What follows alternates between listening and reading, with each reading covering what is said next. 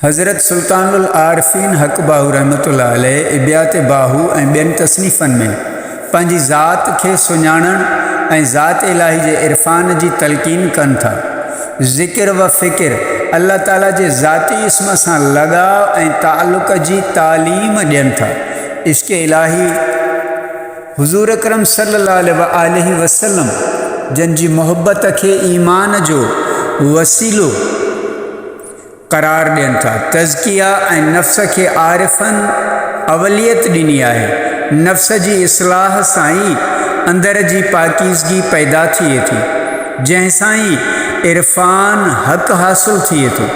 असल में क़ल्ब ई आहे जेका ज़ात वाहिद जे रहण जी जाइ आहे। हज़रत बाहू रहमतुल्लाह अलैह फरमाए थो, सीने विच मक़ाम है कहंदा सानू मुर्शिद गल समझाई हू, इहो साह जो आवे जावे होर नहीं शय काई हू, इसनो इसमें आज़म आखन इहो सिर इलाही हू, इहो मौत हयाती बाहू इहो भेत इलाही हू।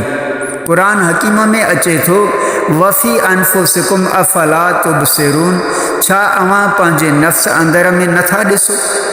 हज़रत बाहू रहमतुल्लाह अलैह बि इबियात बाहू में इन्हीअ ॾांहुं इशारो करे चयो आहे त इंसान जे सीने में कंहिंजो मक़ाम आहे, उनखे ॾिसो, इहो ई त इस्मे आज़म आहे, उन ॾांहुं तवजो ॾियो ऐं हक़ानी तजली जे जलवे जो मुशाहिदो करियो।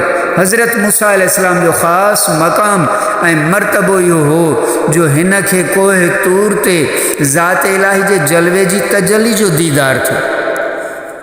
ज़ात इलाही जी तजली जो दीदार थींदो हो ऐं ज़ात हक़ सां हम कलाम थींदो हो, पर हुज़ूर अकरम सल्लल्लाहु अलैहि वसल्लम जन जी उम्मत जे दरवेशनि ऐं आरिफ़नि जो कोह तूर संदन सीने में समायल आहे। जंहिं वक़्तु बि उहे उन ॾांहुं तवजो ॾियनि था त खेनि दीदार इलाही ऐं तजलियात जो मुशाहिदो थिए थो। शाह अब्दुल करीम बुलड़ीअ वारे चयो आहे, सॼण साअत हिकिड़ी जे थिए अखियूं धार त कर सभु ॼमार ॾिठो सीन कॾहिं। मौलाना रूमी रहमतुल्लाह अलैह फरमाए थो, तूर सीना सीना ऐं ख़ुदि रांगर, तूर सीना